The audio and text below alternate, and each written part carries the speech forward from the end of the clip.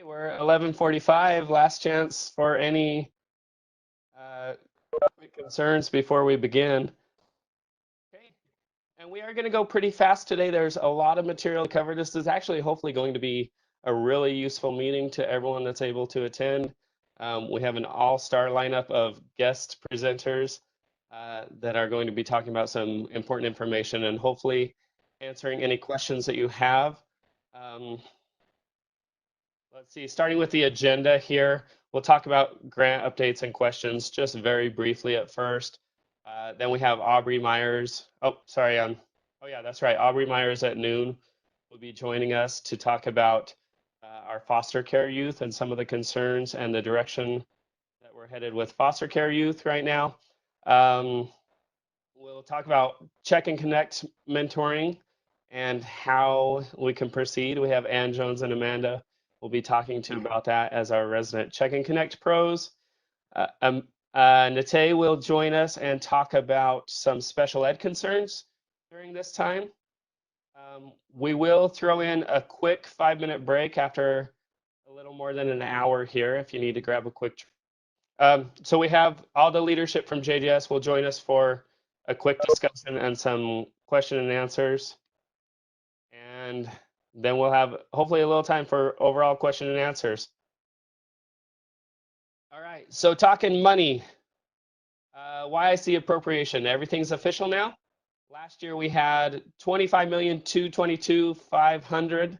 We did go up this year. We're at 27,052,000, which was a good increase. In fact, an increase of about 7.25%. Some of you, in fact, probably most of you know that the YIC appropriation was pulled this year from the base budget, and we were looking at some pretty significant cuts. Thankfully, that did not materialize. Things are basically as they had been before. There's going to be one specific change that we're looking at with YIC funding, which actually is not a change at all for us. In statute, it's going to say that our funding has to first be applied to our residential students to make sure that the needs are taken care of there, and that remaining funds will go to school-based services. And like you know, as of last year, that's how our grant process worked. So that's not going to be a change that we'll really notice. Maybe good news, bad news of this increase is that even though we did have an increase, we are making a switch with our YIC program as far as the indirect cost rates. We've always used the restricted indirect cost rates. This was kind of something that Travis started a long time ago because we didn't have enough money, right? We were trying to get as much money straight towards education as possible, even though pretty much every other program uses that unrestricted cost rate. Well, we've reached a point where we kind of have to switch to the unrestricted cost rate. The indirect costs, I kind of put it up here on this slide. Hopefully you can see the slides okay. Basically, there's two broad categories, the facilities and administration. We're talking about district facilities and district administration. Previously, last year, the average indirect cost restricted rate was 2.41%. So we spent about $600,000 of our appropriation on indirect costs. As we switch to the unrestricted rate this year, we're going to see quite an increase. This says last year's numbers. This year's numbers won't be available for about a week and a half. But last year, it would have been an average of an 11.76. So we're looking a little over $2 million increase in those indirect costs. So even though we went up about $1.8 million in the overall amount of the appropriation with the switch to indirect costs, we're actually going down close to $3 million for this year. So really, we're seeing a decrease this year in YIC funds of about 5%. And again, I don't think this should be a huge deal. Even though we're going down 5% overall, we have actually seen a decrease in costs across the state. There have been programs closing. Many of you can attest to that. We've had multiple RTCs close their doors in the last year. I think I just learned of one more just yesterday that will be closing. so we won't be funding as many teachers. So honestly, we're looking pretty good. We're looking to be about the same level of funding that we were last year. Does anyone have any questions at this point? I think this is probably a good point to pause. You know what to say, Nick. I'm in awe and then anticipating your next words. Good. You know, it's amazing. Like, this is way more nerve-wracking than talking in front of like a huge crowd of people in real life. Like, all I see is mostly alphabet letters, and it's a little I don't know, a little scary. So, okay, moving forward then. Again, feel free to interrupt. Grant applications for those who have residential students in residential settings. The grants are out. They're in your hands. Hopefully you're working on them. We've extended that due date a little to the 10th of April, which I believe is a week from tomorrow. Yeah, a week from tomorrow. But please, if you can, get those grants in as soon as you possibly can. A big reason for that is it's kind of Team Nick here right now, as far as YIC at the state. Amanda, sorry, I should have started with this. Amanda, I have to thank her. Most of you are familiar with Amanda, and she has stepped back in to support us as we're trying to fill the vacated administrative assistant position. So, quick virtual clap for Amanda, who I am so grateful for. But right now, as we look at these applications coming in, a lot of the work is on my shoulders. So the sooner you can get them in, the quicker we can get that part 1 approved and get the numbers out for part 2, which would mean the sooner that you have your numbers that you need to put your plan into action for next year. So a couple reminders or information about part 1 of the grant application. Remember that when you're looking at supplies and travel and materials on that part 1 of the grant application, those are all the supplies and materials that are intended specifically for your residential placements. So if you have like one classroom of 16 people and we're funding at a 2-to-1 ratio, I shouldn't be seeing things like 8 people requesting to go to PD somewhere, right? There will be an opportunity to fund that in the second part, but this is the funding that's specifically intended for your residential settings. There are no signatures required on this part 1 of the grant. You'll go through the first 15 pages of the grant and you'll submit it for what I'm calling a conditional approval, right? Meaning that, of course, approval is on the condition that you get those signatures.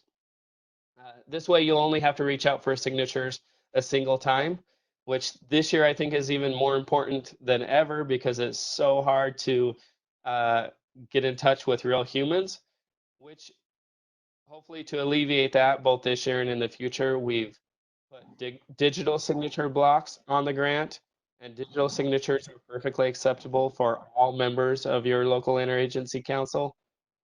So you can email those out for review, have your council look it over. They click on their little signature square and apply their digital signature, and you can submit those to us when the grant is complete. You don't need to do that for part 1, only when the entire grant is finished. Nick? Part 2 of the grant, our goal is to have that available with your grant budget amounts on the 17th of April. Do you have a question there? Sorry, yeah, this is Jason. Where's the raise your hand thing, by the way? I don't even see you on here, Jason. Are you piggybacked off of Ann's? No, I see Jason. No. He's. Yep, I'm on this. I can see myself, and I can see. I see it now. It didn't say Jason. It says your last name. I get it. It should just be right under your participant. The question I had, Nick, is we have in our secure residential setting, I imagine this might be similar to Ed, where we contract or have a desire to contract with vocational services to come in and provide those in the residential setting. Should that be part of part 1 or part 2. It's not in our ratio. Yeah, that'll be part 1. There is. Sorry, I just got some. In part 1, there's a sheet. I believe it's worksheet D. That's purchase services. So that's what you're looking for those partners that you bring in. Okay. Thank you. Like I said, part 2 will be available. We're aiming for the 17th. That's a little bit of a soft date. So if you're not seeing it, feel free to reach out. But that's the target right now. Any other questions on grants? I think that's about as quick as I could talk about it all today. We'll give Aubrey a minute to show up. He may be aiming right at noon, and I saw your little head pop up really quick. Can you and Amanda talk for a minute about Check and Connect, and then hopefully that'll give Aubrey a moment to show up.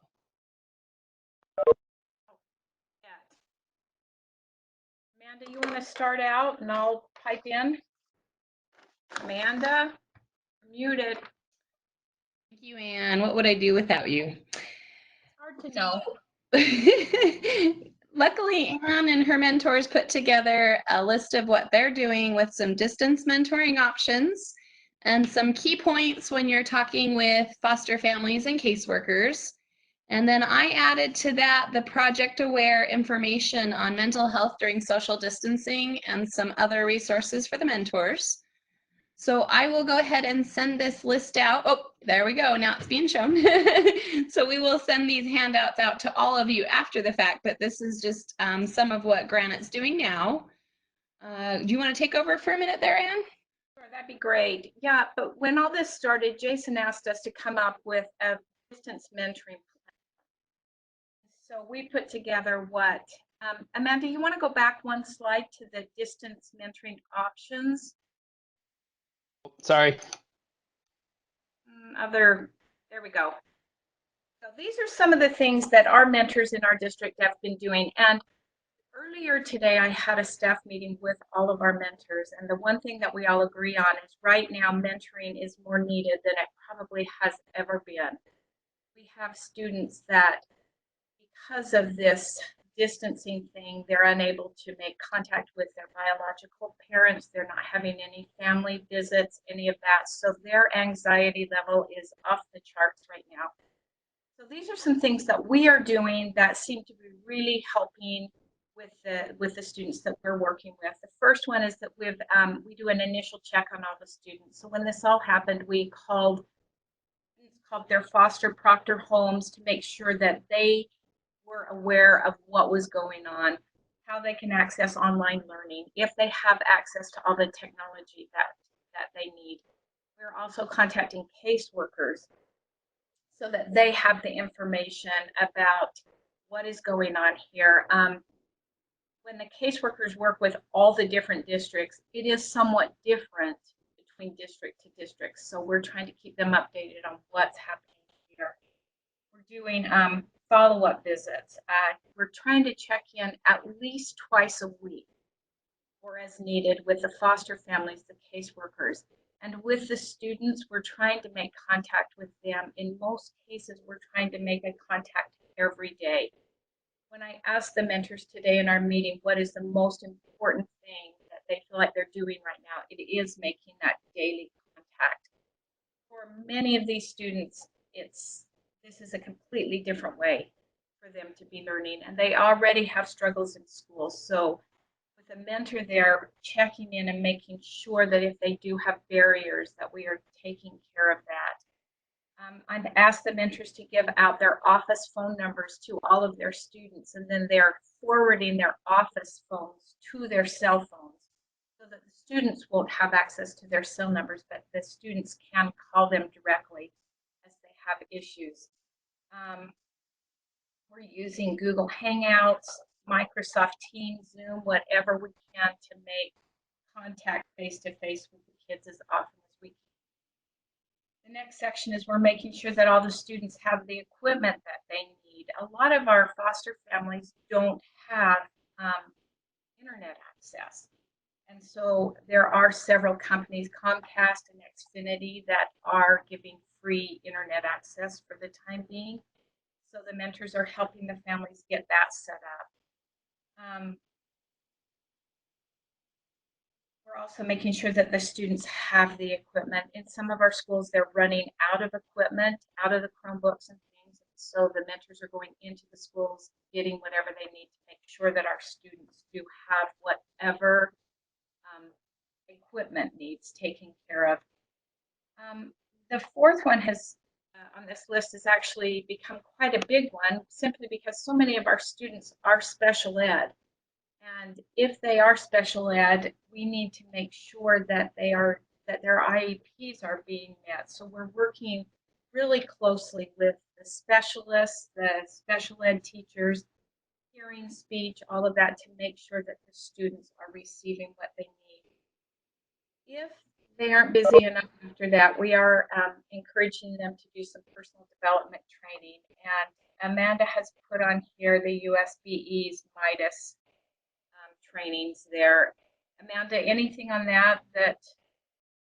Yeah, so on the Midas, they would just go in and you can search by subject, or you can just plug in keywords that you're interested in, and it will pull up whatever PD happens to be available. And then as always, you're welcome to subscribe to the email lists through Student Services. I'm sorry to interrupt real quick.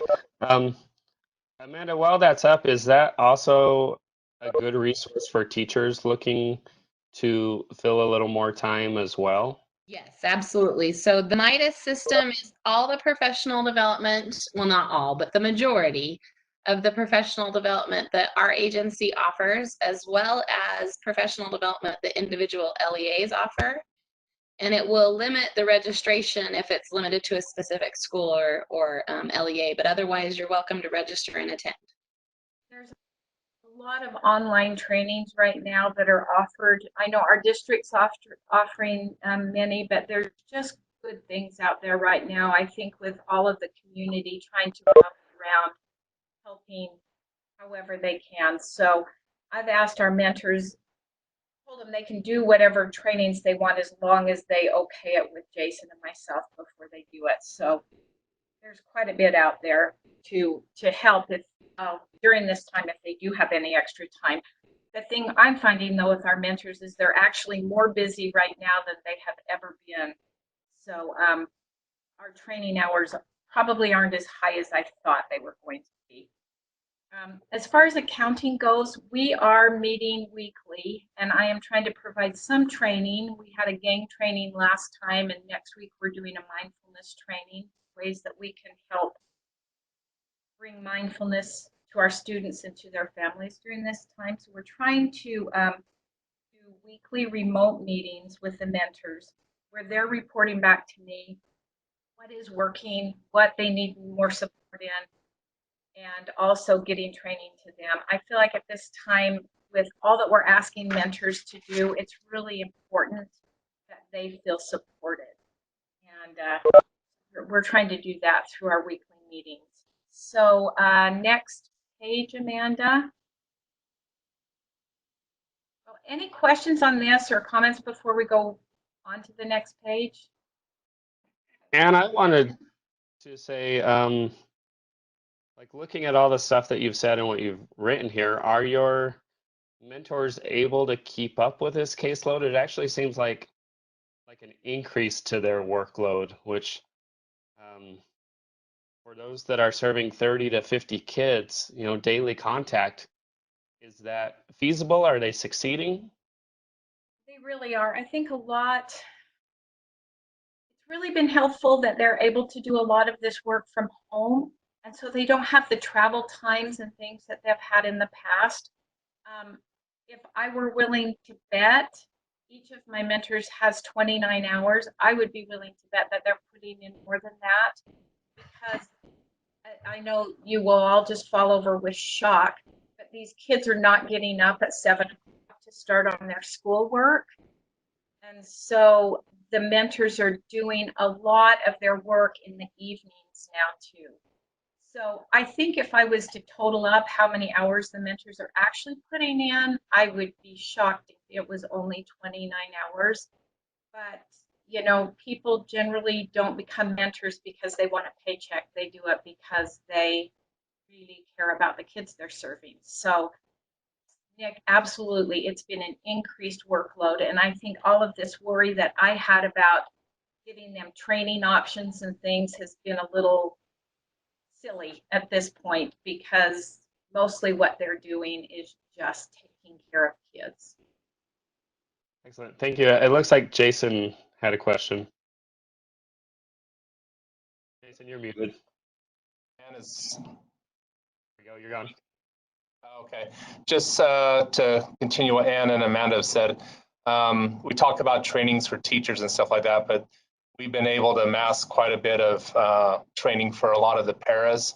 Our mentors fall in the para educator group, and so the training is more of a means when some of the other communication has been stymied or not available, and it's just to keep them busy, continue to give them skills, continue to support what the district wants, is some form of employee accountability. And with a lot of these things online, we'd be happy to share what we have, and perhaps if other places have things as well. For example, I'm not sure if people are familiar, but the University of Utah has a BRST training, which is an 8-day training that covers 40 hours. And so if they are still paying paraeducator groups, sending them home, it's a good way to reduce their exposure facilities and give them those training opportunities. You have to register for the University of Utah, but there's things like that that may help if you have a number of people that are non-teachers that are still looking for things to kind of support their time in a way that makes their district feel a little more comfortable about sending them home.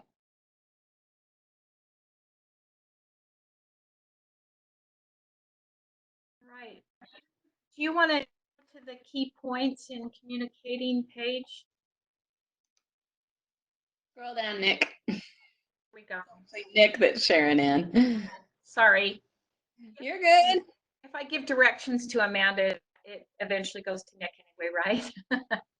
Yes.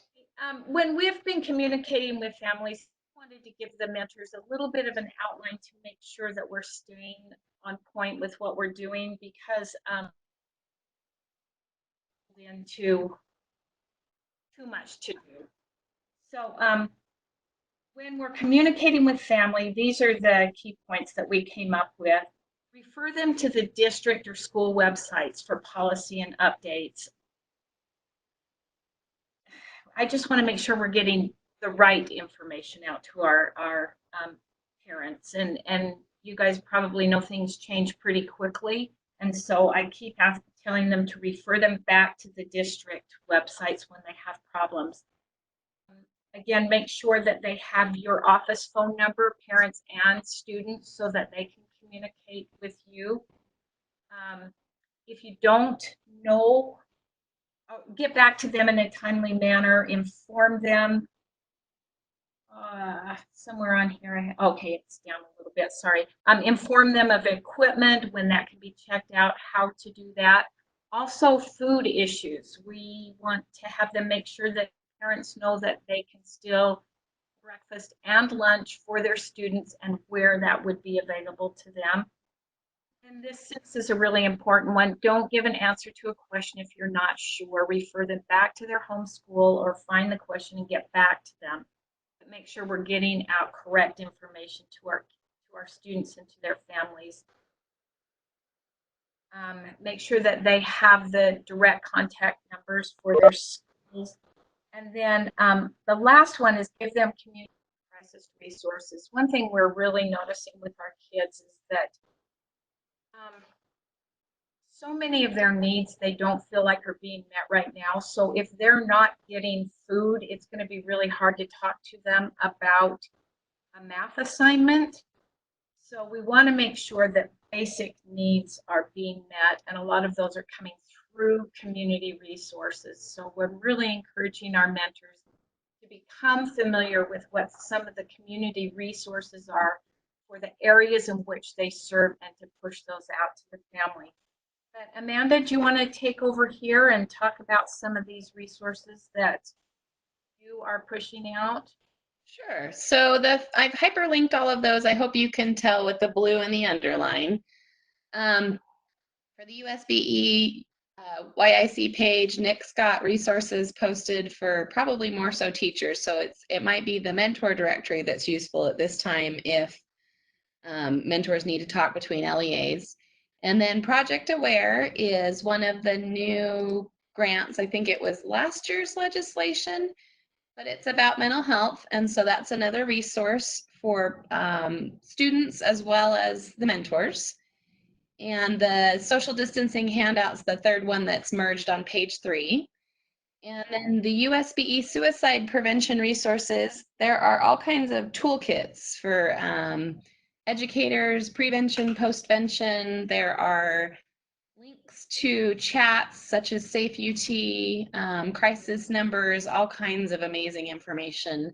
And it is on the suicide prevention page, but there's a lot of crisis help there. So if your kids are feeling like they're in crisis and they need to talk to somebody beyond their guardians and their mentors, Safe UT would be the first thing I would suggest, but on Kathy Davis's page, she's got a whole host of options and different people to talk with. And then Check and Connect has sent out, a link there is a specific email that they sent out about mentor resources, but if you have subscribed to Check and Connect's regular emails, you will get additional information. They're kind of pushing something out almost every day this week. I've seen information come out that is helpful to mentors as far as how to deal with the social distancing and continue mentoring. And then if you're missing anything there and you need some help, of course, you're always welcome to reach out to me. I am currently supporting all of USBE's prevention team. So we can help you get connections if the information's not there. And Nick, if you'll scroll down and show them that third handout with the social distancing. It was just kind of a cute one they did for the kids, but I know it was a hit even at my house to kind of deflect and diffuse some of the stress the kids are going through. So I hope those are useful resources to all of you, and I hope the mentors have been able to maintain their connection with the kids. Anything else you want us to add, Nick? No, that's fantastic. I mean, ideal situation, this is the information that we needed a week or two ago. Somehow none of us planned for this, so I know we're a little behind, but hopefully you find the information helpful, that you can share with your mentors, that you can integrate some of this into the mentoring work to make sure that those kids are being reached out to and their needs are being met. Is there anyone out there that wants to share anything else they're doing with their mentors or that their mentors are working on with kids or anything that we need to consider? All right.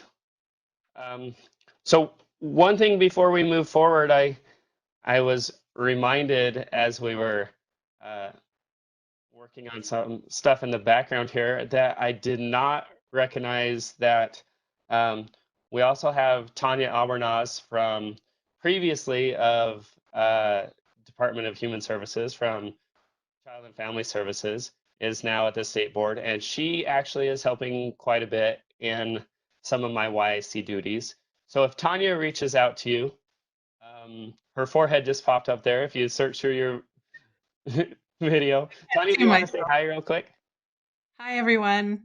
Most of you who have been around a while probably know me.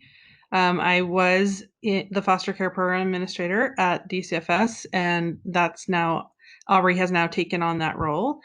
And I've moved over to Brian's prevention team, but I'm helping Nick out for a little bit while he is trying to hire someone to help him and doing some projects for him. And I will be reaching out to you. I'm finishing up some things this week, but I plan next week to hop on and start seeing who's using now I forget the name of the test, of course, because I'm 360. Yes, our 360.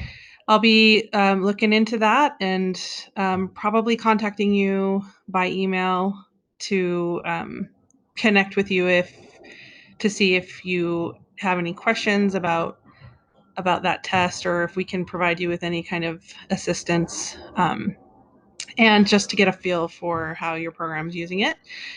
And I'll be doing a couple other projects here and there. And what else would you like for me to say, Nick? That's fantastic. I'm Okay. glad that Amanda reminded me, because Tanya's going to be playing important roles here. I know that we live in a different world, so when she reaches out to you about this Star 360 information, don't stress if your plan has changed in recent weeks. We'll go with it, see what the problems were previously and where we're at moving forward. We do plan to continue with this next year and probably for the foreseeable future, but more info on that to come. Yeah, I think that being said, this is a good time. Aubrey was able to join us here. So we'll put him on the spot for a minute. Aubrey, will you just take a second to introduce us and maybe talk a little bit about some of the issues that our foster care youth are facing right now, and maybe some of the concerns that we can address as educators? Okay. I'm Aubrey Myers. I took over for Tanya back in January. I've been with DCFS now. This is my 22nd year.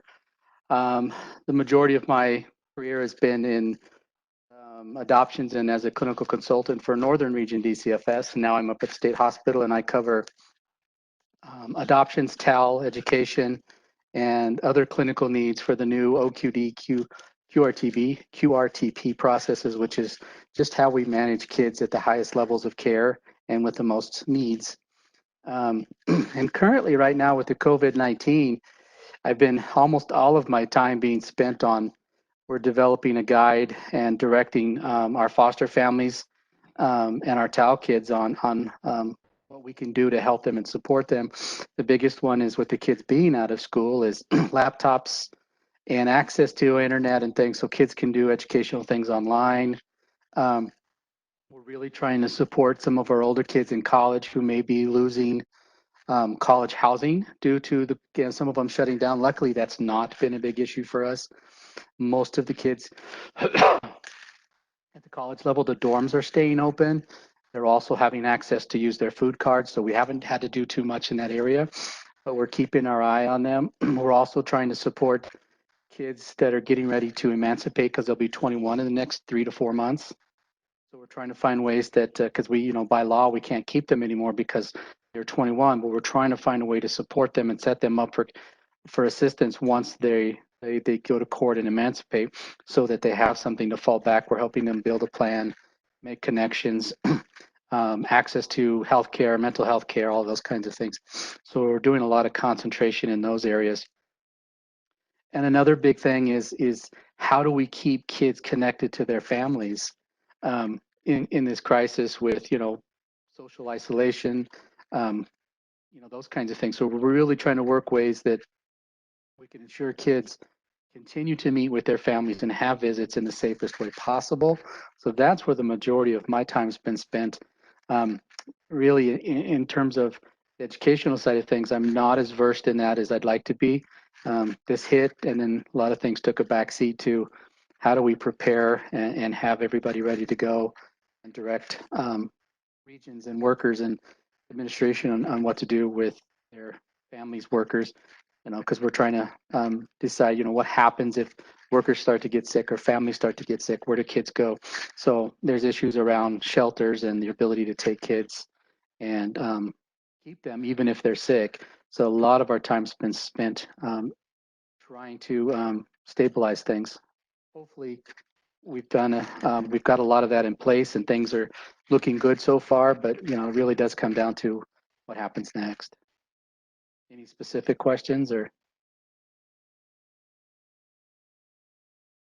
Because I think in terms if you ask of what questions or what things you could do to support is some of our families are having or needing access to computers and things like that. And I know that some of the schools have offered, I think, the Chromebooks and different places. But I know that's probably not enough to go around either. But a lot of our families, when I get calls or emails, it's how do I get access to those kinds of things? And even in some cases, internet is even a worry for some of our families. We just don't have, either it's not up to date or fast enough to handle all the new work, or they don't have it at all.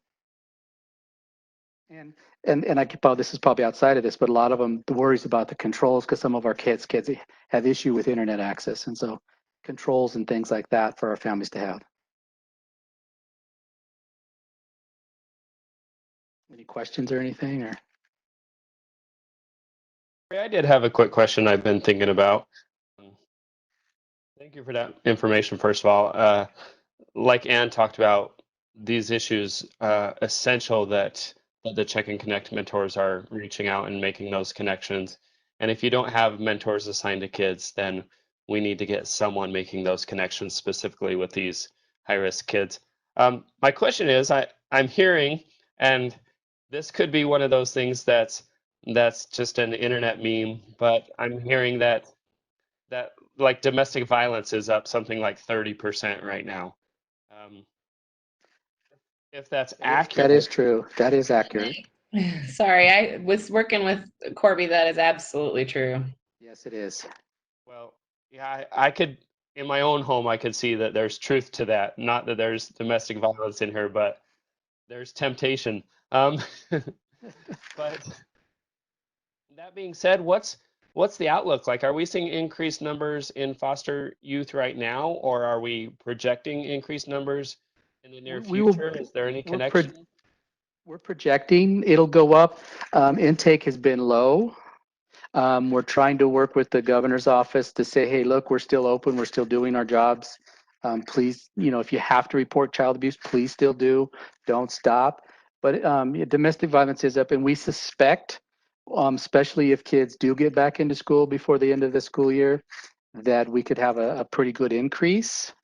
We're even projecting that if it doesn't and kids come back in the fall, that we could have September, October, which is normally a high point for us when kids return to school. But I can see that being even bigger if if kids don't return before June. We do suspect, yes, that we will have an increase. And we're trying to come up with a contingency for that. If those numbers increase, then how do we serve and support the community? Aubrey, just a quick question. Right now, are child protective workers still doing investigations and removals? And if they do, my question is, how can schools best support you, DCFS, so that we can make sure that they're still enrolled, still getting enrolled, still able to do schoolwork, etc.? Yes, we're still doing investigations, though some of that has been modified based on level, and what we do based on those different, red flags versus not. And in terms of how does the schools help, and I don't know I know the best answer to that question other than let us know if things aren't going well or things aren't happening, that we can, and is it something that should be in our guide that say if school's back in, should we be addressing how that works? Are parents sending kids back?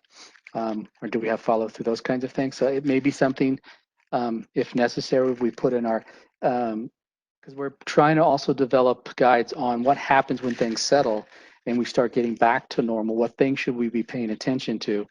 And school enrollment could be one of those things. I could see maybe some parents saying, well, there's only 2 or 3 weeks left, why bother, that kind of stuff. But I think we support you guys as best, and just let us know if those things are or are not. Well, I don't know if you need to let us know if they are happening, but if they aren't happening, please let us know. And maybe that is something we put into our long-term turnaround guide. So just to draw your attention to a couple things going on over in the chat. Xfinity does have free internet. I've seen quite a few mentions of free internet. We'll compile those today and get a list sent out to everyone. Yeah, we do have a little bit of that information, but not a ton of it. And then Ed said that the LDS churches are letting people do homework in cars outside of the church parking lots. Whether they're letting you do that or not, I'd say do it if that's an option. You know, the church has good Wi-Fi at each of the LDS churches. It is password protected, but the password is readily available online if you do a quick search. I can't remember what it is off the top of my head right now. They changed it recently. They probably share it in the parking lot. Yeah. Yep. Yeah. So, I mean, there's still options. I don't know that homework in a car is the best option, but if it's the only option we have, Right. let's take advantage of it. Just Aubrey. Go ahead. Sorry, I was Nick. just gonna say, watch the chat. People are adding extra suggestions there as well. And I was just going to say, Aubrey, maybe just remind workers that, especially right now, they should be able to maintain if a child is removed, they should be able to maintain their enrollment and do their schoolwork online. There's no need to necessarily yank them from the school that they're attending right now. And just remind workers of that. Okay. Yeah, and we've had that talk, and it's part of our guide. I think our bigger issue is kids that get moved in this process, or a family that may or may not be willing to keep a child who is sick.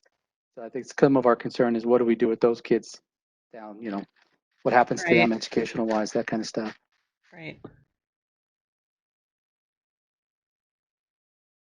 Yeah, that's an interesting issue. I'd say as of right now, it's maybe one easier solved than ever before, because really it doesn't matter the physical location of the child right now. We can maintain that continuity of education through the same teacher, if nothing else, or the same check and connect mentor, regardless of where the student's living at this point. Yeah, but it's going to be a big issue as it all comes down in the end, looking at how we maintain education placements for these kids. All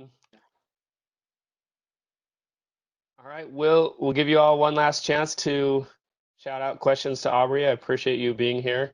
I know this is like a whirlwind of questions and information for everyone here. Anyone have anything else before we move on? Yeah.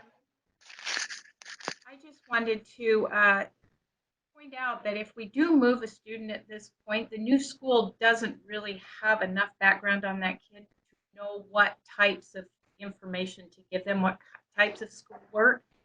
So like, was it Nick, you were saying earlier, if we can keep them in their same school, even if they're physically moved, it would really be in the best interest of the students.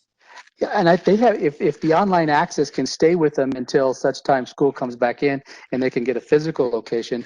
I have a meeting later today that I could report that to say, if kids move, is that something we can tell them to say they can maintain their online access even if they're not in that placement anymore until such time a physical location is found? Yeah, absolutely. And even after a physical location is found, federal guidelines say that the education placement should not be changed until the team decides that it's in the child's best interest. And Utah State Let's hold on to it statute as long also as we gives- can. Yeah, and Utah State statute also gives DCFS the ability to choose the child's education placement. Location. Yeah. All right, I'm going to bring that to the group to say, let's not disenroll anybody. Let's just maintain until such time they make those decisions. During this time, we've probably in our district had about, I'd say, between 15 and 20 new enrollments just since the schools shut down.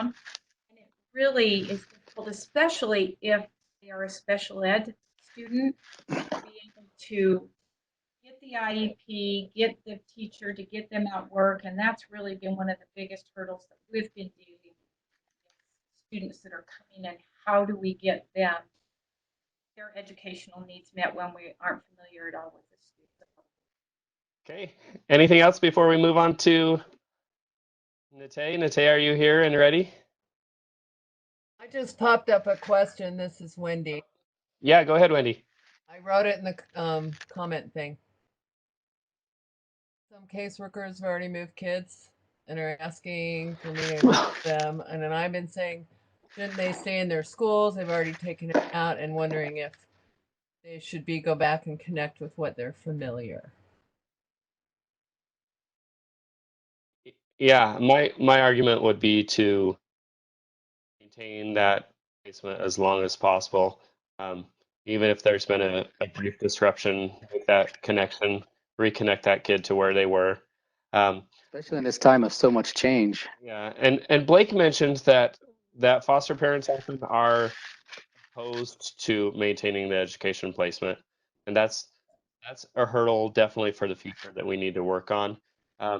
I don't know that it's as much of a hurdle right now. You know, that there's no physical connection to a school right now for students other than really where they're picking up their equipment and picking up their lunch. And lunch is available everywhere, and the equipment hopefully is just a 1 or 2 time thing. So let's encourage everyone to try and maintain those education placements as steadily as possible right now.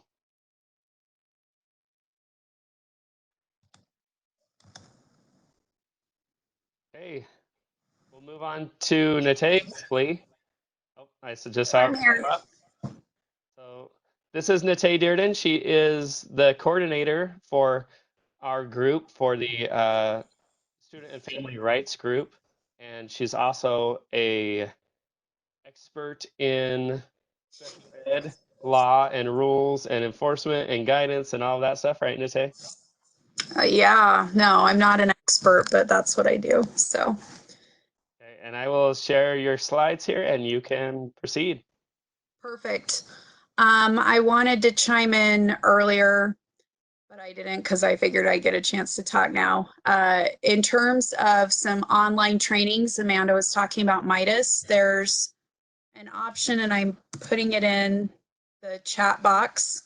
It's called the Iris Center at Vanderbilt University, and they have a lot of online modules that they are special ed focused, but they have video clips, they have things you can read, they have certificates that come along, and I believe it's free.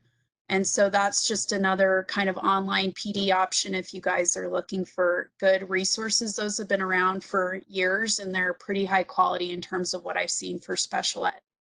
So we just wanted to check in with you. I guess my big takeaway at the beginning is that all of you serve in districts where there is a special ed director, and Dr. Leah Voorhees, our Assistant Superintendent of Student Support, she has been regularly in touch with LEA SPED directors. We've been putting out guidance from the Department of Education, much of which I've shared with Nick to share with you too. But I want to remind you that you're not in this alone or have to figure it out alone. I'd really encourage you to work directly with your district special ed director. One of the things that Leah did was set up a OneDrive folder with a bunch of different resources for providing services to students with disabilities in a virtual context, and the special ed directors have access to that folder. And so I just encourage you to work with them and not feel like this is all on you. That said, I just wanted to touch on a couple of things and then get some questions from you guys or some feedback about how things are going. So if you want to go to the next slide, Nick.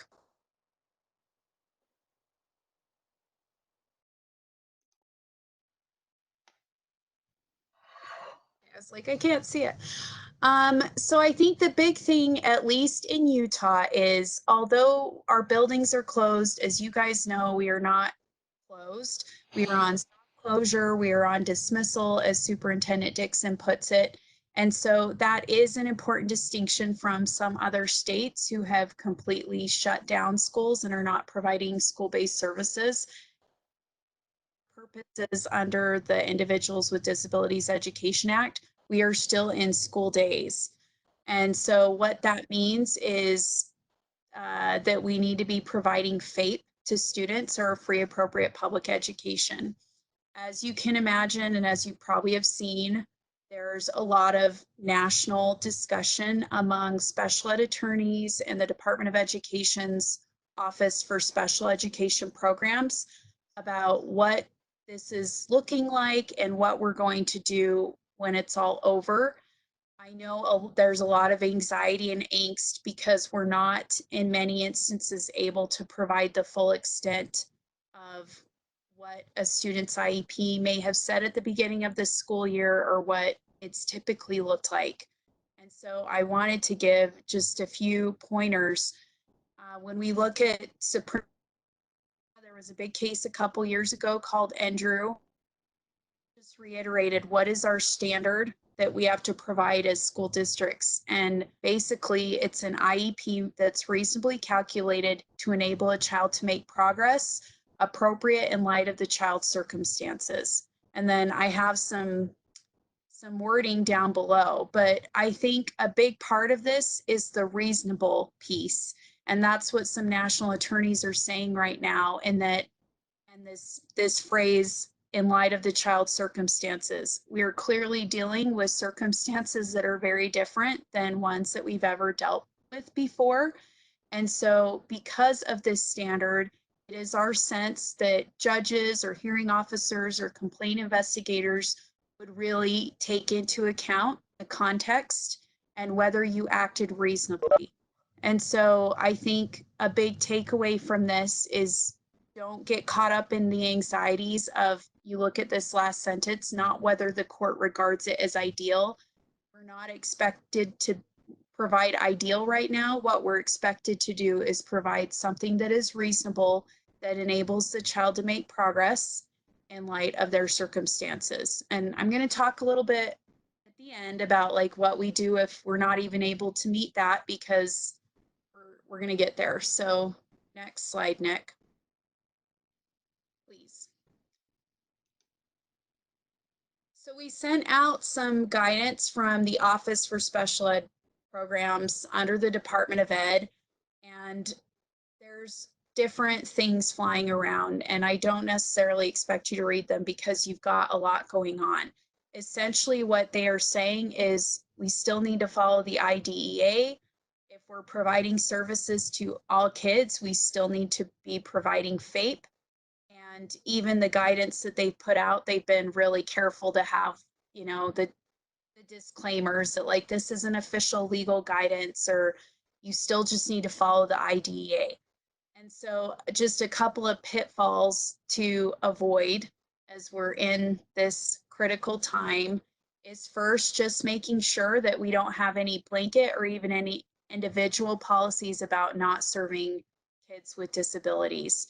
There have been some states out there as well as some districts that were just like, it's too hard to serve kids with disabilities. So either we're just going to shut everything down and not do schooling for anybody, or I've heard of a district that sent out a letter that was basically like, we will not be doing special ed services and we'll figure it out and provide comp ed when all is said and done.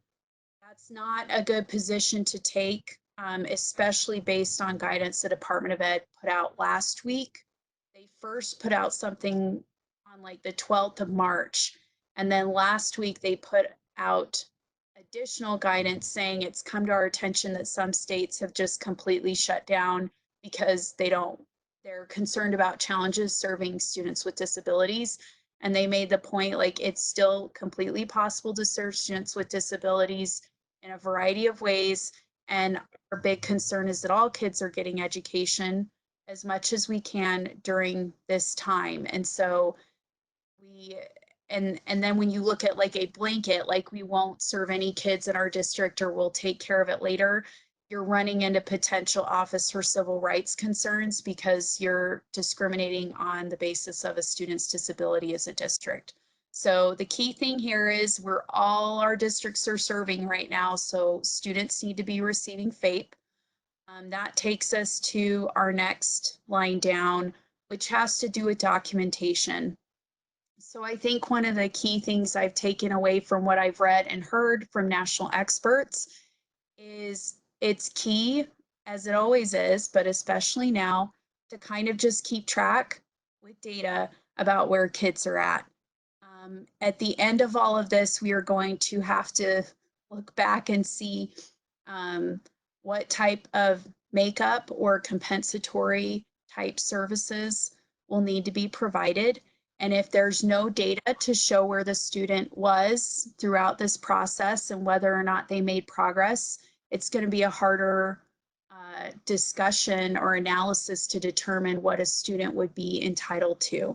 When you look at past case law and past instances where compensatory education was ordered, a lot of times it's not a minute for minute calculation. Instead, the judge or the hearing officer or the investigator looks at what progress we can anticipate the student would have made had they received the services they were supposed to, and what they would need to kind of get to that point. And honestly, in the work that we do with investigations and ordering comp ed, the biggest problem we run into is just when there's no data to show that. I talked with Leah over email this morning, and she said the national conversation, it hasn't come out officially yet, but it is looking to take more of a terminology of return and recover, because comp ed is typically connected to a charge that a district did not implement the IDA or implement a student's IEP, and so they need to provide compensation. And so national experts, and I think some discussions at the Department of Ed are, in this instance, it's not that anybody was willingly or intentionally doing something wrong to provide a student's IEP. We just ran into these challenges that we've got to problem solve around. And so you're probably familiar with the term extended school year. And so the discussion is kind of evolving. So I just don't want you or your educators to be panicked or feel like we're breaking the law and we're doing things wrong. If you're making intents to serve and you're taking those actions, please document what you're doing, document how the student is responding, and that documentation will be helpful when things kind of return back to more how they were, and we can discuss what additional services a student with a disability might need. This last piece, I think, goes to what you guys have already talked about this morning. You know, as we're looking at how students are receiving services, we want to also make sure that there's no barriers in terms of their disability to accessing some of these things. And sometimes that's best handled on an individual basis because different kids have different challenges and disabilities. But generally speaking, a lot of students can receive services virtually, over the phone, or in some other ways. I want to remind you that the special ed team at the USBE has specialists in all different areas. So we have an autism specialist, we have a specialist who focuses on learning disabilities, all these different things. And so if you're running into particular challenges with a disability type or a student, please reach out to me or look at our contact us page, and you should be able to find somebody that you could ask some specific questions, and it's helpful to just put your heads together and brainstorm. Any questions up to this point? I think Anne had a hand raised at one point, but we may have lost her. Anne, are you still there? Oh, she left, Nick. Do you still have a question? Oh, there she is. Just doing other things. No, I actually raised my hand quite a while ago. I've just been slow getting to you. But I wanted to tell Naté that I really appreciate this information. Having that problem with not getting some of the special ed stuff out to our kids. So I had a conversation with our director today that works with us at the district. She's sending an email to all of the special ed teachers in the district and saying, if you have a special ed student that is also youth in custody, here is the mentor that you want to get a hold of. Work with them to get the information out to the student, make sure it's getting done. So I feel like we're coming up with a system here to really help us get that to them and help them remove the barriers, whatever they are, that's stopping them from being able to get the special ed services they need. Thank you. That's helpful to hear. Connected to this, I think some of the biggest challenge, and I'm not sure, is and Anne referenced this in her presentation, kids who are receiving related services like speech services, maybe OT, PT, all these different services that sometimes are difficult to provide in any other way than in person. And so I think it's, again, we act reasonably in light of the circumstances like we're talking about. And so we can do some things through virtual means or on the phone, let's do that. But if we can't, I think it's just important to document and keep track of progress. And we will be offering some of those return and recover services when we come back together. That's what we'll have to do. And that's okay. That's what everybody is going to have to be doing across the country. Any other questions? So what I wanted to do is I found these questions, which is an online special ed law website that your districts have a membership to. The USBE has paid for a subscription for every district to have it. And you guys probably wouldn't use it as much, but if you ever want to, you can connect with your special ed director and get access. This article this week, and I think it's helpful. Their point in this article was, these are some questions that you're going to be looking at in the future when things come back together. And so again, as I was talking about data that would be helpful to collect or discussions that are important to consider right now, that's what these questions are. So I didn't necessarily want to just go through each one, but I would encourage you to work with your SPED director and your teachers, including gen ed teachers, in addition to special ed teachers, and just kind of, this will help guide some of the documentation that would be wise to take. And Nick, you can go to the next slide. It's got a couple more questions. But as you can see, it's just kind of helping us hone in terms of what was provided, what wasn't, how was the student's progress, what did services look like. Additionally, this last question kind of goes to a big thing that we see a lot in dispute resolution, in that the IDEA encourages us, we review IEPs at least annually. We also have a duty to review when new information comes to us that would indicate the student's needs have changed. And that can be information that comes to you in the course of working with the student. It can come from parent. It can come from new things you know about students' needs. So right now, we are not in widespread infection, or from what I've heard, that students are not out of school a ton statewide with COVID symptoms. As they are, it's this whole piece again, and it looks different in your settings, but keeping track of whether a student would need new services, new goals, whether they would need homebound type services, maybe more for our students who are in foster care who are participating. And it looks, I mean, right now everybody's homebound, but it's just important to keep track of, as things kind of evolve and change in the future. There may be different needs that we consider if they're disability related. So just keeping that in mind. Next. Amanda just informed me that I covered half the screen for everyone, so I apologize. Okay. So I just included a link. This is more also for your SPED directors if you guys are feeling lost or have some questions.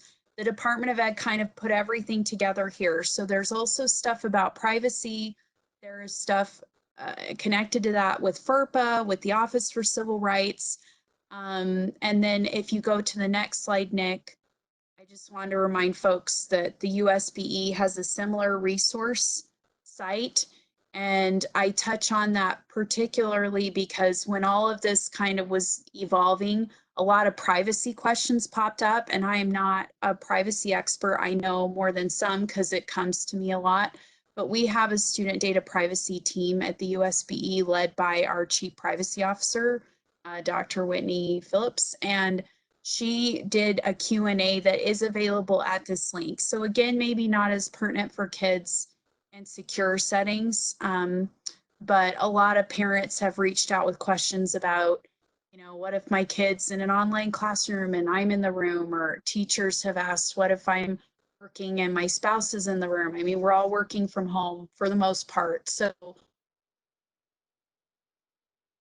broader resources that connect to this issue that you can look at if you'd like. And I think the last slide is my contact info, if I'm, should be it, I think. Okay. So any other questions before I turn off my mic?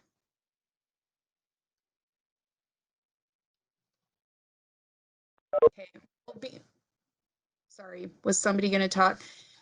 Be in touch if you have questions or stuff is coming up. We don't want you to feel or confused, and I know it's a challenging time, so please reach out, because there's a lot of folks at the USBE who would be happy to help you brainstorm and problem solve.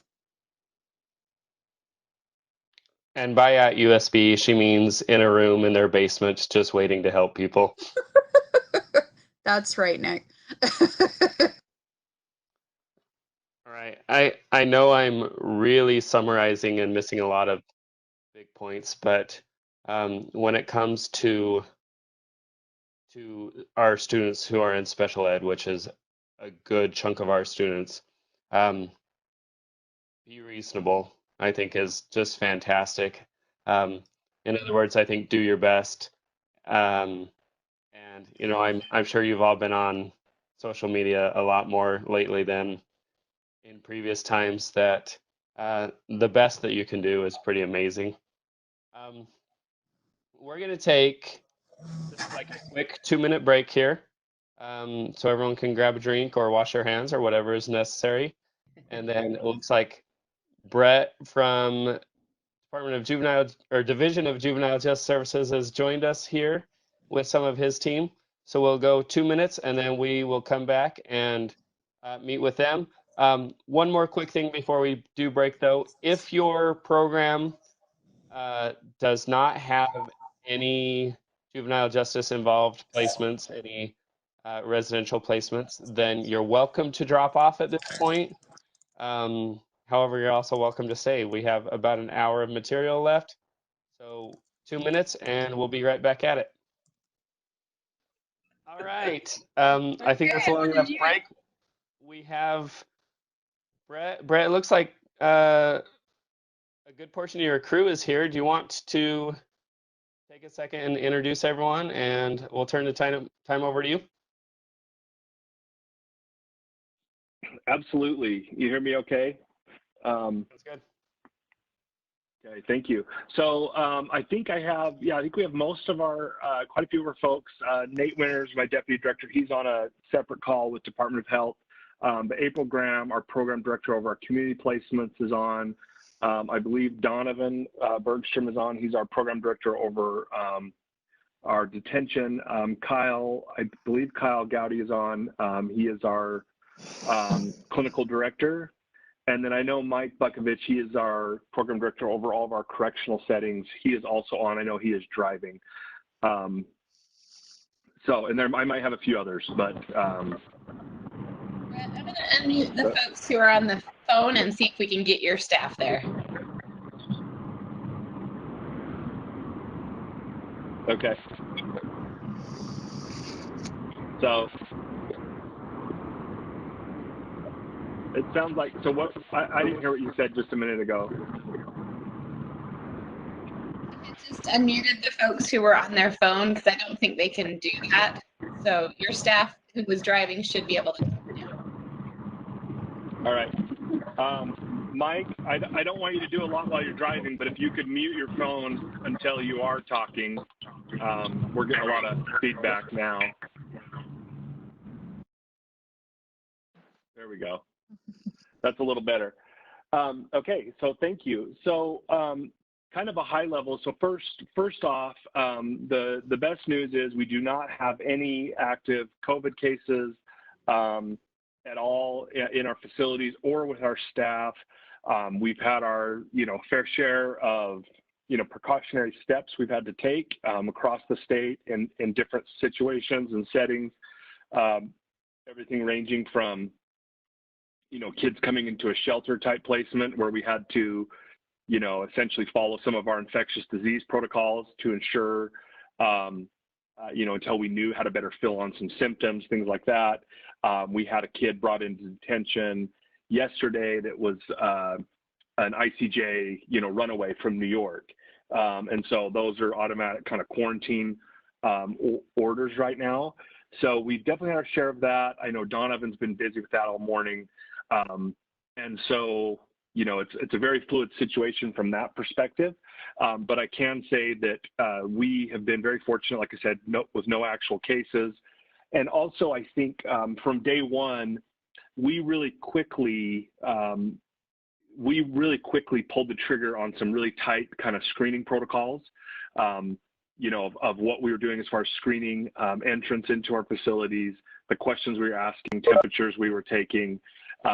We've had to continue to adjust that as this situation, is one that's in flux. But I think that has helped us stay a little ahead of the curve is what we're kind of hoping, and hope we stay there, knock on wood. I think another thing that's been really critical for us, and I think it is useful information for our partners here on the phone is, we every day, almost day one of this emerging crisis, we kind of developed a battle cadence, as it were, of, a command team, AM, which I think a lot of people are doing, we're all doing this now pretty much, but AM huddle calls every morning with the command team, and then PM, more expanded huddle call with all of our facility directors, all of our team leads. And so that's helped us just kind of continually push out that kind of consistent information. I think it's something probably similar that we've all kind of fallen into those rhythms now of how do we keep navigating. So from our perspective, how do we navigate a statewide agency that includes, 24/7 facilities? And I think, I feel like we're doing a pretty good job on that. From the school perspective, some of my team might be able to give a better update. As far as I understand it at this point, I don't believe we have any teachers, and I might be wrong, and so I'll be happy to stand corrected. I don't believe we have any doing in person at this point. We did, and I told Nick and the rest of our partners, the state school board and our youth and custody partners, that first week, when it was really intense and there was a lot of anxiety, we were just blessed with so many of our wonderful school partners that really, stepped up and were really a voice of calm, in our facilities. We're continuing to hold classes, and I know that that's had to change in some regards, understandably so. But we were just so grateful for that. It really helped, I think, until we could get, everything else in place, and we were kind of seeing this pandemic unfold, knowing for our kids to still have that consistency was really critical. But as it's kind of shifted, from my understanding, I think all are done either through, some type of virtual platform. Some school districts, we have more capability there, others there's less. Some are just doing more like packets. I think most are doing at least something where even if there's packets, there's still an opportunity to interact with the teacher through a virtual platform, for questions or for a set time. That seems the most common approach that's been taken right now. Someone's just texting me. Let me see. They might be telling me something. Oh, no, never mind. I was seeing if there was someone on my team telling me, Brett, you remember this. But so I think that's kind of a high level. So what I'd like to do is I'd like to turn to a couple of my team, and they can give a little snapshot of what things are looking like relating to their role and the teams that they oversee.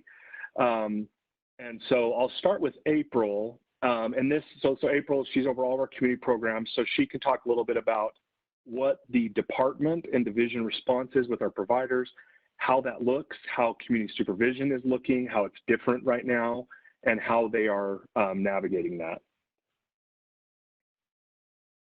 Can you hear me? Yep. Okay, good. So from what I understand with our community partners, a lot of them are doing this virtual type classrooms with some of the residential facilities. I know that with our day support folks, I think our Nebo school district is doing a virtual classroom. There's packets going on in the Salt Lake area and up in the Weber area.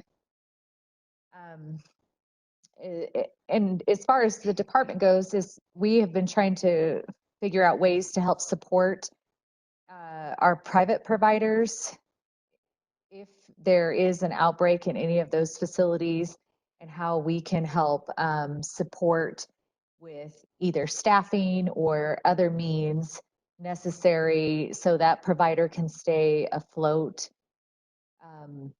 Because we really just need those providers to be with us after this is all said and done. I'm trying to think if there's any other specific things, but that's kind of what we're working on. We've been doing weekly meetings with all of the providers across DCFS, JJS, and DSPD, trying to answer questions. We have a daily call that we go over questions that have been submitted to the DHS info mailbox, and we try to post those daily. So April, can you talk a little bit about what does some of the community supervision aspects, so like the interfaces case managers have with kids in residential placements or like kids in some of our TAL settings, what does that look like? How has it changed given the pandemic? So right now with our case management team, we are doing most of our visits through technology. We are seeing kids that are at home face-to-face and trying to do that in the most thoughtful manner possible. We're not entering homes. We're trying to maintain social distancing. Also being realistic that these are pretty high-risk kids in our communities. And I don't know how all the other kids are taking this, but ours are not taking it very seriously. So we're trying to maintain that supervision as much as possible.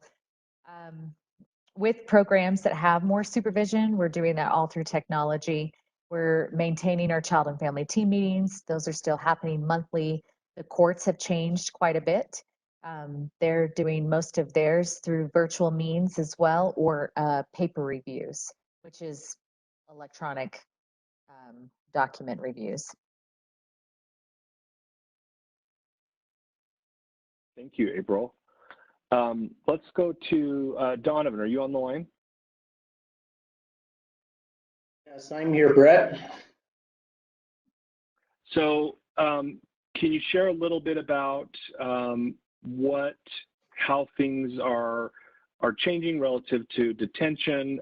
What are some of the steps or precautions you guys take as far as, when you get a new intake, or anything you think that would be useful for this group as well?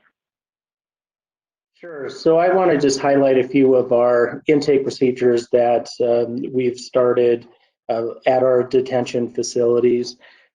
For example, all visitors who are coming in to our buildings, they have a set of screening questions that we ask them before they come through our front doors. And then also we are taking temperatures. We have tried to limit all of the visitors being critical and essential. And if there's any way that there's a platform where we can do this over the phone or a televisit, that is our first option. But just knowing that there's times when we have to have visitors come in, and we'll make sure that temperatures are taken, so we can keep our staff safe, keep our youth safe, and also our partners who are in our detention facilities safe. For new detention intakes, when law enforcement are bringing kids in, we are asking again law enforcement and the kids similar screening questions and taking the temperatures. And any youth who is coming in with a fever or with symptoms, so that means a cough, fever, we will be putting a mask on that youth, and then using our PPE equipment for our staff And typically what's happening is these youth will be isolated in their own room until a medical assessment can occur that would determine if they can get put back into the normal population, or if they need to be isolated for a period of time in their room. And like Brett mentioned earlier, we've been fortunate that we haven't had any active or verified COVID cases, but we are taking all of these precautions just to mitigate the spread, and not only the spread of COVID, but also the flu that can be very detrimental to our staff, youth, and partners. A couple other things, and similar to what April was talking about, most of our schools have done our youth in custody classrooms have done a great job in our detention facilities with providing packets or other forms of education for our youth. When I was at Salt Lake Valley Detention, our lead teacher, Cindy, out there had this whole list of packets for every kid who was in the facility. And I know that's the same for our other detention facilities. What else did you want me to address, Brett? No, I think that's good. I think that we'll go through here and then we'll see what questions there are, if there's any questions. I do think one thing that's worth highlighting for this group is the importance in Utah of all of the reform work that's occurred over the last few years. It's put us in a situation where we don't have, incredibly high populations. We do, essentially it's allowing us to navigate this pandemic considering kind of three prongs, and that is, how do we continue to change young lives, how do we keep communities safe, and how do we deal with the public health epidemic or pandemic. And I think that I know I often get the opportunity to be at the table with or on the phone at this point with a lot of my national counterparts, and there are many states that are not in that same situation, and they are facing more of a crisis because they have a lot more kids incarcerated, and we don't. And so that's a wonderful thing, that the doorways to detention are already pretty minimal. And we're obviously, so I'll kind of tag this on with what Donovan said, from a detention perspective, we're looking at and considering, we're looking at our rules relating to detention and, how can we bolster home detention, all those things, but already the hurdles that have to be overcome to get detention are already pretty stringent and pretty high. So that's been a big benefit for us here in Utah. So I think that's worthy of applying as kind of general context. Okay, so let's see if Mike is on, if we can hear him. Mike, if you wanted to share a little bit about maybe some of the programming or also what school is looking like in Secure, or anything you'd want to share with this group. All right. Oh, Mike, yeah, we can hear you. Okay, yep. Sorry about that. Okay, yeah, a lot of the information Donovan covered as far as our screening process, we're similar to detention on all our screening aspects. We take it very seriously with all our visitors coming into the building, and staff have done a wonderful job at this. Hopefully, knock on wood, as Brett said, we have not had a COVID case in any of our facilities across the state, and we're hoping to continue that as long as possible. We're doing business as usual. Our staff are coming in. We're essential, and they are continuing their days. Our DBT programming. We're getting the kids out in the fresh air as much as possible to on these days when the sun is shining. Most of our classes, our schools are on spring break right now, our facilities. So, but they have left packet work for our kids. So that's been nice. The packet work's there, and then they also do some telehealth to help out with any questions in that on some of the packet work. So the teachers have been great in all the facilities, and the kids are, handling it best possible. But the key is to try and keep social distancing with 13 to 15 kids in a unit is pretty tough, but we're managing. Hopefully we don't get any COVID down on the units. But like I said, our daily dosage is continuing. Kids are working hard to get out. Our visits are all done via technology. Our parents have been wonderful as far as participating on any technical platforms. They've been great. We're providing phones for some of the parents that don't have phones or any way of communicating. We're giving kids extra phone calls, and it's just alleviating any stress for parents that they may have. So anything else you want me to add on that, Brett? No, I think that's good, Mike. Kyle G, are you on the line? Okay, I can't remember if Kyle was jumping on or not. I was going to have him speak a little bit to just, how we're navigating. Obviously, mental health is a big issue at any given time, especially when you're kind of dealing with these increased scenarios. And so, luckily, this is speaking more from a DHS perspective. DHS did invest pretty significantly in a telehealth platform. This had been in the works for some years now.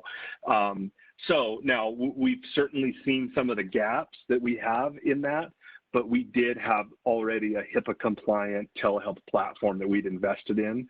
So that's enabling us to, all of our clinical staff at this point are deemed essential.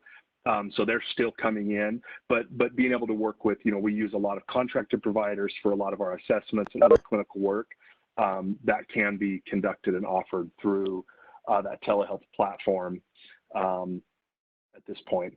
So I think with that, I don't have anything further. Nick, I'd love if there's questions or if people have anything they want to add to that. I'm happy to open it up to that.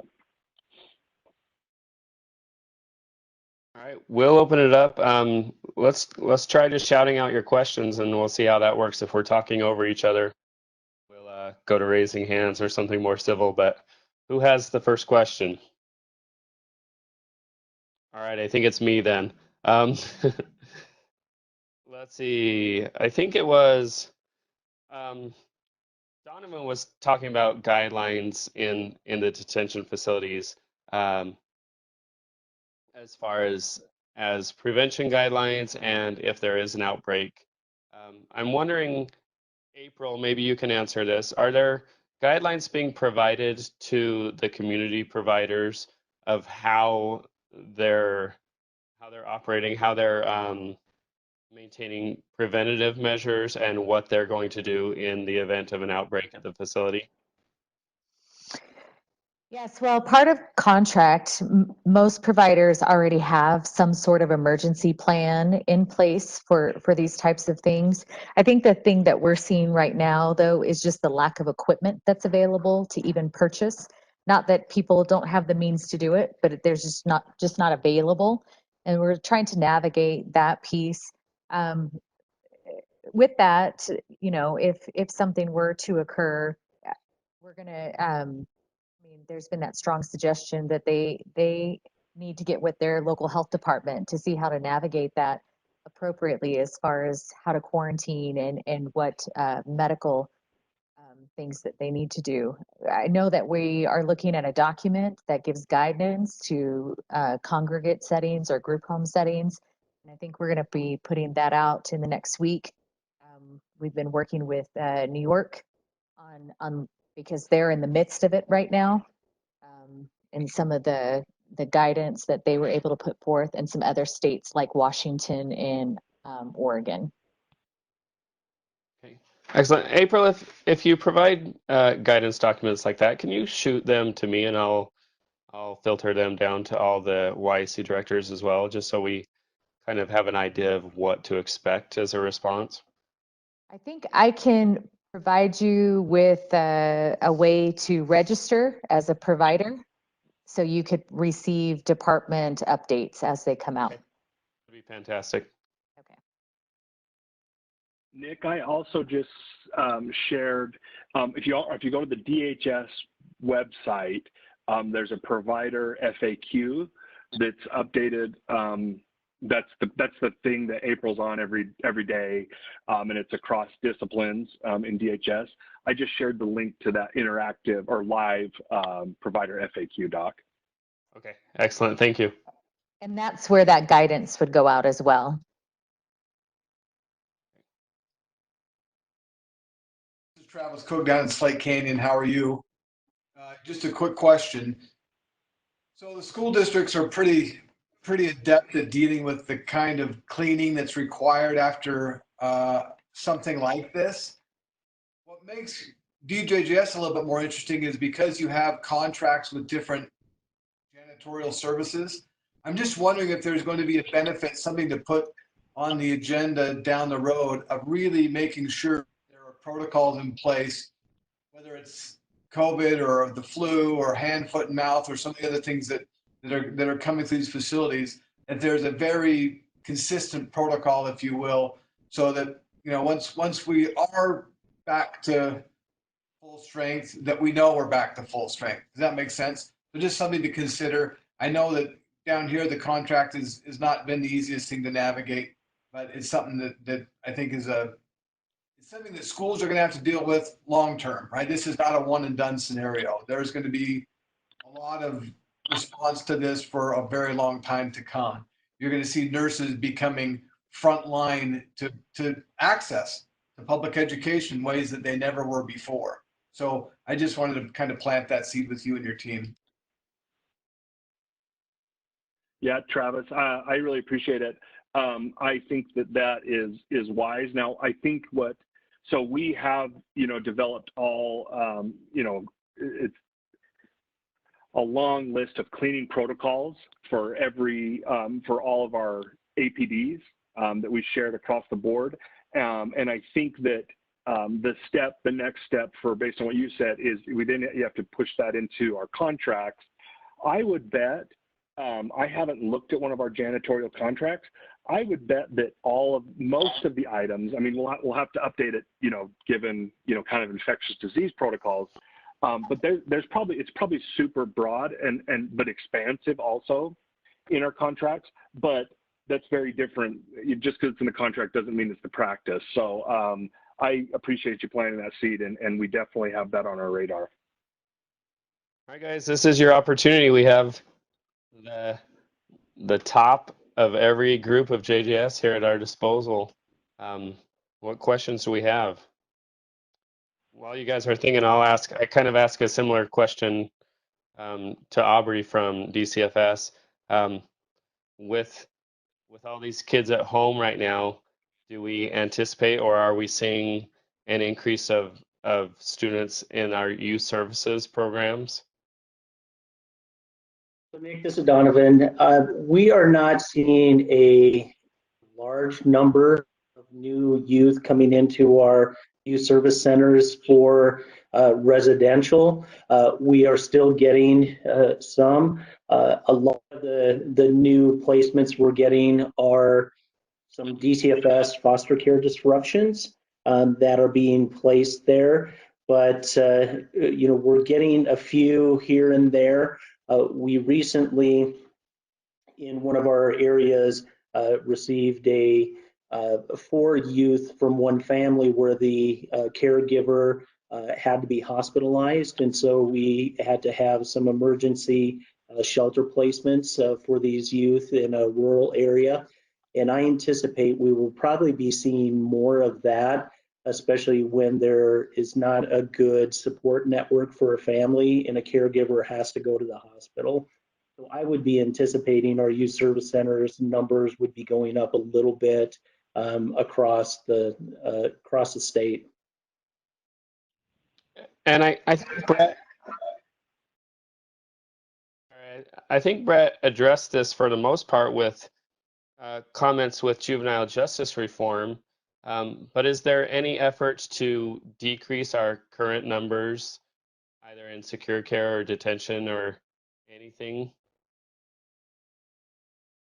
So yeah, I can address the detention component. Go ahead, Donovan. Yep. So we've worked really closely with our case management and with our probation partners to limit the number of warrants to place new kids into detention for technical violations, or for even potentially, if they're AWOL, to look at alternatives to expedite if they do come into our facility, to get them released right away if they can be served in the community. And so we are seeing a decrease in some of our detention numbers for these other technical violations, warrants, or days in detention. And so now what we're seeing in our detention facility is solely kids waiting mostly on being adjudicated and waiting to go into placement. On the secure side, Nick, we convened kind of a little working group to look at. We have been. I'd say the pace has quickened. You know, we're not operating under. You know, we are trying to take a measured response and looking at, you know, do the kids have an appropriate and planned, you know, place when you start looking at transition. What we don't want to cause is any type of a revolving door for some of these kiddos. We feel like it's not going to be helpful for them or anybody else. But we are quickening our pace on reviews when, you know, kids who are in that 3 to 6 months presumptive time frame, they've met their dosage, and recognizing, you know, we have to have a child and family team meeting and establishing some of those transition criteria. So I think that pace will continue, you know, of doing it that way, of still like just being a little more proactive on, here's a kid that maybe his hearing was set for end of April, but he's past his 3 months, that kind of stuff, getting them on the agenda for a YPA hearing, and knowing that release on secure care is ultimately up to the youth parole authority. So that brings up an excellent point, and I'll kind of put it out to everyone. The need for transition support is probably higher right now than ever before, and especially if we see an increased number of students transitioning out and into this kind of uncertain education scenario as they leave. Is this something that your transition coordinators, your ETCAs, or whoever else is holding that responsibility right now, are they seeing an increased responsibility? Are they able to keep up with demand? What changes have you guys made out in the field to deal with this transition need?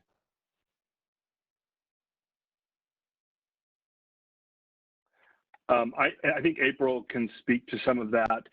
No, I think you nailed it, Nick. I mean, that's a challenge. I mean, so what we're looking at is, so when I have a kid that would transition to the community, one of the key, you know, components to help them do so successfully and safely, you know, is thinking of some of our RAP and provider support. So, for example, mentoring, for example. Well, all of that type of service is now moved to a telehealth, you know, video type platform. And so it's definitely causing us to, I don't think there's anything to be done about it.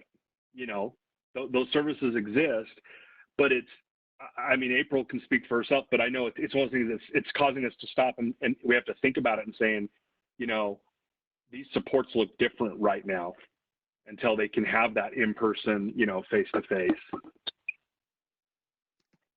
April, do you have anything to add to that? No, I totally agree with what you're saying, Brett. It's pretty complicated. Transitioning youth from secure facilities are already pretty complex. Just the types of kids these are, and they are usually pretty high risk in our communities. We already have kind of a significant return sometimes on these kids, and it's really hard to maintain engagement out in the community with them, especially as they get older. So that's always going to be a challenge. I think we're trying to be creative in how we adapt and look to these things. but that is definitely something that we are trying to navigate.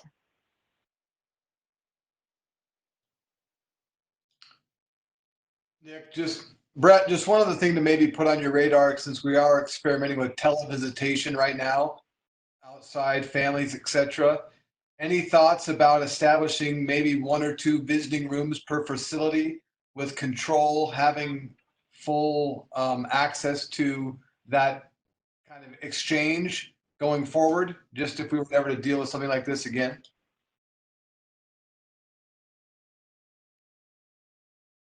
So, Travis, sorry, I didn't catch the first part of the question. I have to admit, I didn't catch the grounding context of relating to when they would use the visiting room for. You're talking about for a mentor visit, like on a transition? Really, for any purpose. Now that we've experimented with that televisitation, whether it would be a professional visit or a family visit, any thoughts on being able to integrate that with control and allowing something like that to be maybe more consistent going forward with maybe some interactive TVs in 1 or 2 visiting rooms per facility? I can Yeah, answer that, Brett. Yeah, thanks, Mike. Go ahead. We have, Travis, looked at that, and it's, across the board, with this happening, we're saying, this is something we can do more of. And with it being actually in our control, no, we wouldn't have anything in our control rooms, but it would be in our, if we had it in our visiting rooms. The only concern we have to make sure that our electronics is locked down, or we have them, when we do have the kids visiting, I'm sure down at Slate you've seen the kids sit back and they can't get near the iPad or the computer that we have in there, so they can't navigate it and get on any inappropriate sites. But yes, that is something that we have entertained, and we will continue to entertain as we go on and get through this pandemic. Excellent. Thank you. And Travis, I think it shows how spot on and in tune with our work that you are based on that question. We just this morning, I was emailing. We talked this morning. CCJJ, had reached out to me and saying, what can we help with? What we're trying to get some emergency grants and things like that. And when I took it to the group of my administrators on the phone and said, what are the things? All of them were talking about those types of items, like recognizing, like you said, this will become part of our practice going forward. How do we make sure we have better platforms, technology platforms, make sure kids have better access, better infrastructure, all of that. And I think that's something we're going to have to invest in from here going forward. Like, we're in a pretty good position, but not, it's still a lot. There's a lot of work we can do to improve. Right. Any last concerns anyone wants to bring up? Okay. Well, I just want to take a quick second then.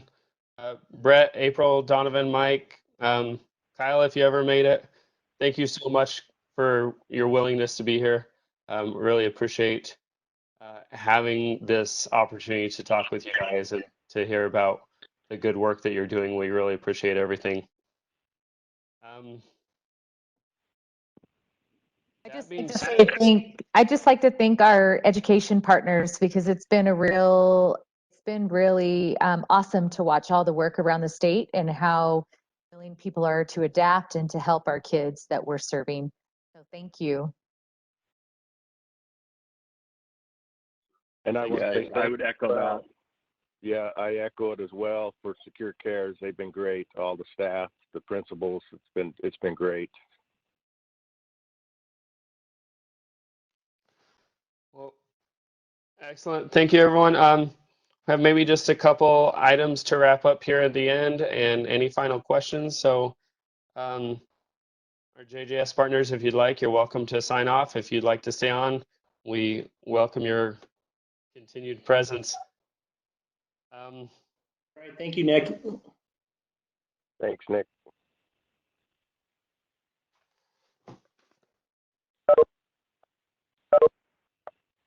So I just have a couple quick notes here that I wanted to cover real quick that I've taken as we've gone. One item was carryover budgets. I think it was April mentioned that supplies are the ability to get supplies. We have the ability, but the supplies are not available, which brings the question of whether or not we're able to utilize our budgets for the remainder of this year. I think it's kind of a minor problem, but it is a problem that's out there. We presented to board leadership a request to waive our 10% carryover limit for this year, and that request was denied. So we cannot carry over more than 10%. However, if you're looking at carrying over more than 10%, we'll kind of work our normal workaround in that you'll have an opportunity to create a carryover spending plan as part of your supplemental budget. So that money's not going to be automatically taken back or anything. You'll just have an opportunity after the first of the new fiscal year to say, okay, here's what I'm going to do with this money, and then we'll approve that carryover spending plan, and you'll still have that money within your budget. So don't feel that that money is going to just disappear. If you have the ability and the need to use it after the new fiscal year begins, then we'll work with you so that you maintain that budget amount at your location. That being said, one of the items that we've had in some budgets, but we've kind of pushed out at a state level, that I'd like you to really consider pushing at this point, or a similar service. We have our secure books that we've made available at many of the residential treatment centers throughout the state. At one point, I think about a year and a half ago, we delivered 100 of these secure books. They're secure laptops which don't have any sort of internet access. And so hopefully they're at the residential treatment centers, they're at our secure care facilities. What I'm asking you is that just continue to make providers aware of that resource and see it as an opportunity for kids to still be involved in a self-driven education. So that aside from whatever packets or online education we're able to provide, that they can use this device or this opportunity to further their own education. And I'll send out a link that you can see what those secure laptops look like. And unfortunately, they're not available to order right now with everything else. They're looking at the next availability late June, which is not likely to help us for this event. But it is an opportunity, I think, to push individualized education in the centers moving forward. This is a good opportunity to say, hey, these kids can do things without their teachers to continue their education, and this is one opportunity to do so.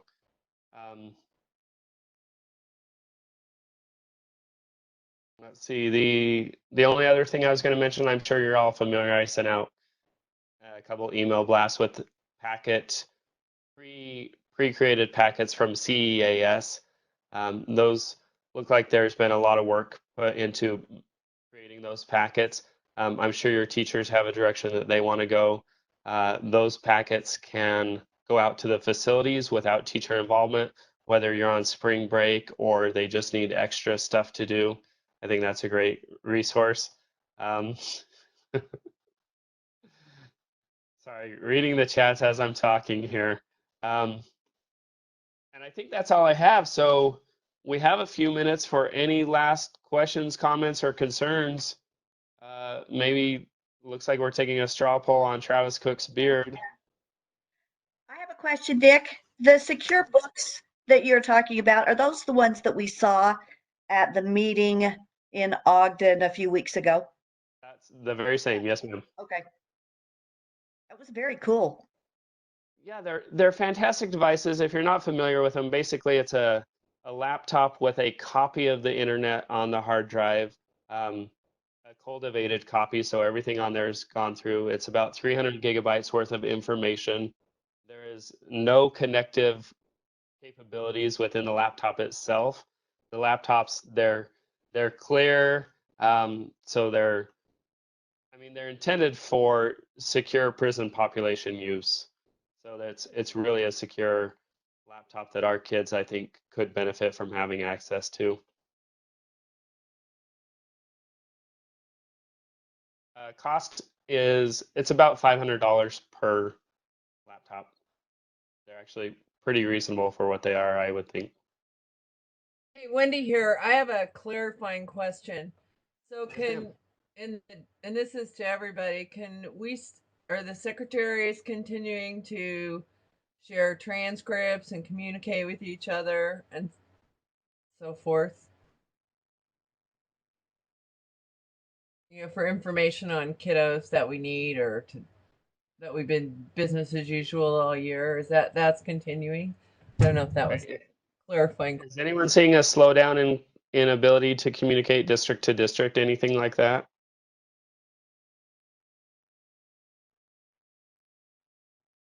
My assumption would be that all of the support staff in place are still working. I actually see a lot of people and talk to a lot of people who are in their office, like it looks like Jason's in the office today. I think the offices are still pretty well staffed. I talked to Carla the other day, and at the district office, they were carrying around sticks to make sure no one got too close to them, right? But business as usual as much as possible. Well, and for us to communicate with my secretary, email is great. My calls are forwarded, but hers are not, and we're working on that. So if you need stuff from us, anybody can call my cell phone. I think that's out there, or you can call my office line, and it forwards to my cell phone. And Gina Jensen, my secretary, is available by email right now. Okay. Yeah, and you all know how to get a hold of me, and I, for the most part, know how to get a hold of all of you. So if you need an intermediary, reach out to me and I'll make the connections, whatever we need to make happen. Hey, Nick. Sir. So I just had a question, and I didn't know if it's so much a question with our partners, but as we're doing funding for this year, as we're looking at, you know, what's necessary, what is supplemental. I don't know if other people are facing this in other locations, but what is kind of, I've noticed in facilities, the technological infrastructure in their buildings is not optimal for us to deliver to them, aside from amassing computers and stuff like that. Sometimes it's a question of connection. In other cases with us, it's a matter of training teachers to do it, because teachers in our regular schools are doing this stuff all the time. However, we're not used to it because of privacy issues and security issues and stuff like that. I've had some conversations with facility directors, and I just kind of know what other people's opinion is about it, what your opinion is. I'm not sure I feel so good about just handing over technology into centers, because I don't know if I feel comfortable with some of the protocols when we've done things of a similar nature in the past. Is anyone experiencing that, or am I being hyper controlling with technology? Just speak to what we do here. I think if we have the capacity, we offer the capacity. We've actually gone to interactive TVs. So for the price of one laptop, a high-end laptop, we have a full interactive option for the units in those classrooms that we will probably be doing a lot more with going forward, just to make sure that they're capable of using them efficiently. I think the bigger concern for me has been when staff are not trained, and in the evenings they want to let students in a classroom where there's interactivity, right? There's connectivity without monitoring it. So those are the kind of things we have to get over. As far as the damaging and, you know, the interactive TVs, I think that's a pretty hard thing to do. At the state hospital, it's a very different dilemma, right? At the state hospital, the issue is actual damage, right? Destroying the devices. But we haven't had those concerns as much in here. You know, again, I only have 16 detention beds right now, instead of 32. So that's, detention's a little bit of a different animal, but long-term, we haven't had major concerns. Yeah, thanks, Travis. And Jason, this is kind of related.